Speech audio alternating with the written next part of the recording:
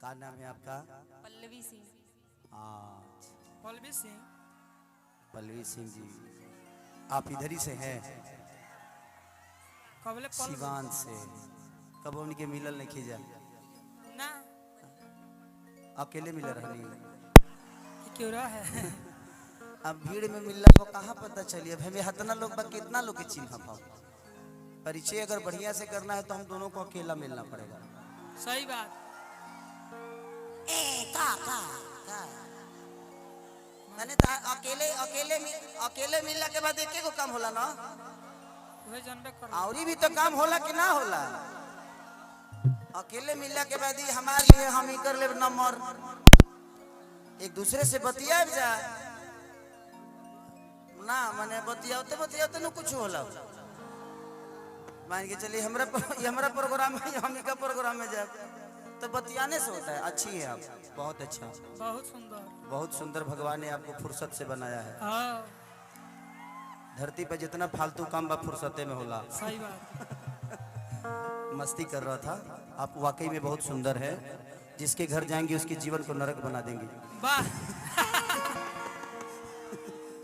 मैं जितना बात कहता हूँ देखा लो यूट्यूब वाला लो भाई, तारा लो से बहुत डर लगता है यार।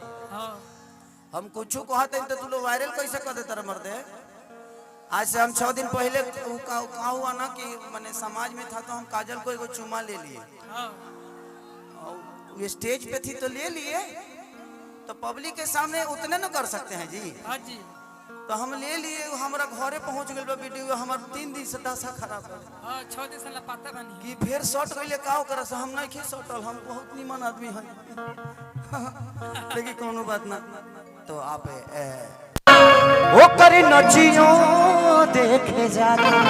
अरे राजा जी, अरे नाच के नशा में तू को रोटियां नहीं खाना, तू को रोटियां नहीं खाना। पल्लवी जी आपको पकड़ सकता हूँ मैं एक बार? आइए ना थोड़ा सा। और गले लग जा। वाह, oh my God।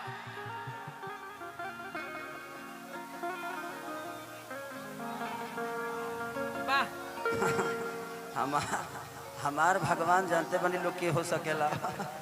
अब भगवान से माफी। भगवान जी। भगवान जी हाँ। अभी मामा के गादा दिवा दी। लड़ाई करे किया थी या बुलंदियों लेके जानो हमारे नचियों।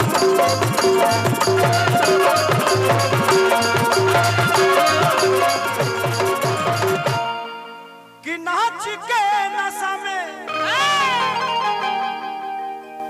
हम कलाकार हैं और आप सबके मनोरंजन के लिए कुछ बोलता हूं तो सिर्फ आपके हंसने और बोलने के लिए बोलता हूं।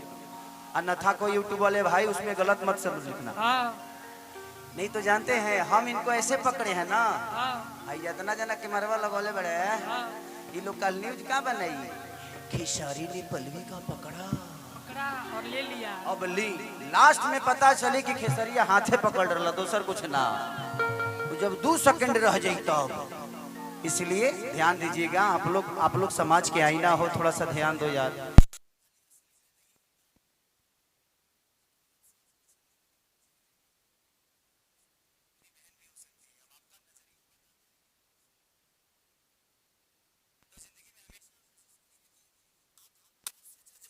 इसका रिश्ता किसके साथ कैसा है?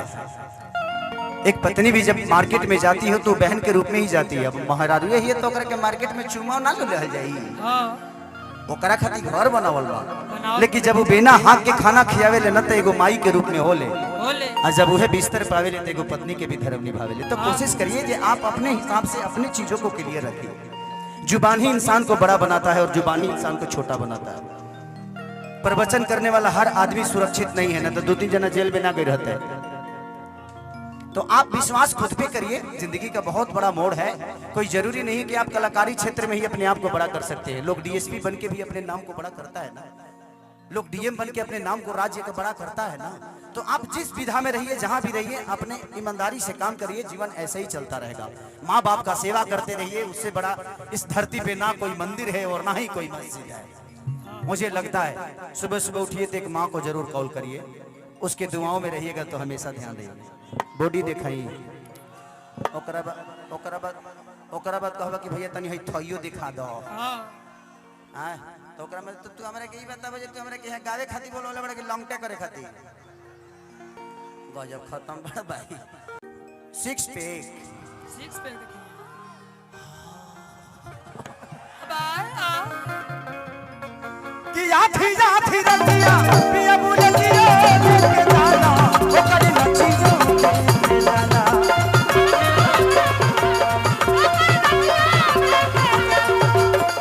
नाच के नशा में तू को रोटियों ना खा लो तू को रोटियों ना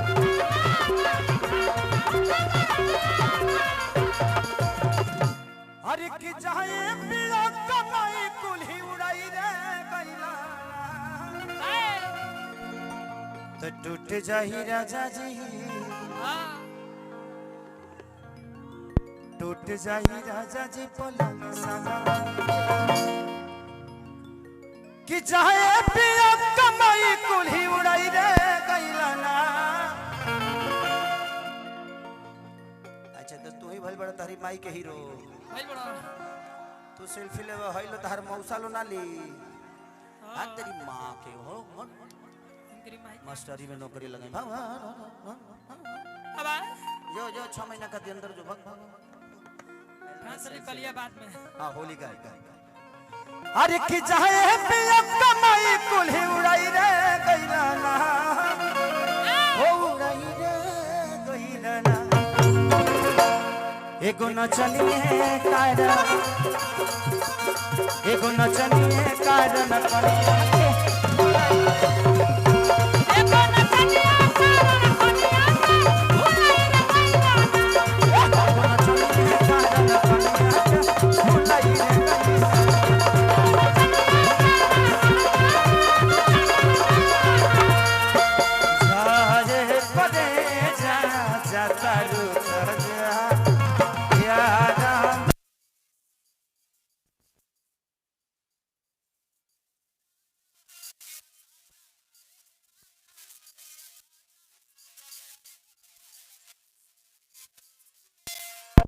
जिया जिया हो जिया जिया एक पल भी जिया तो जिया जिया जवानी हमर चूस गइल जिया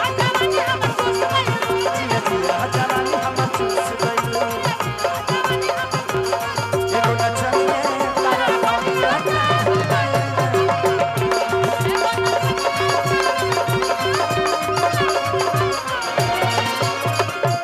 कि सुनले करे जा तू तो जागल रहता रह ए राजा जी ए रजऊ पागल रहता रह कि छोड़िए के हमके तू तो भागल रहता रह ओनिए लागल रहता रह तो सुन जे करे जा तू तो जागल रहता रह ओनिए पागल रहता रह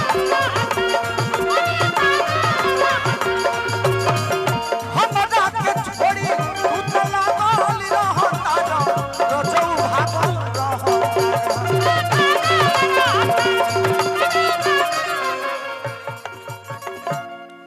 त चाहे किसन कमाई कुल्ही उड़ाई रे गइला ना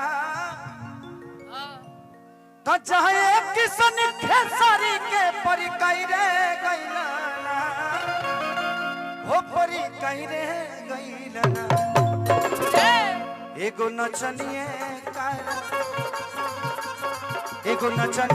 कारण कलिया के हो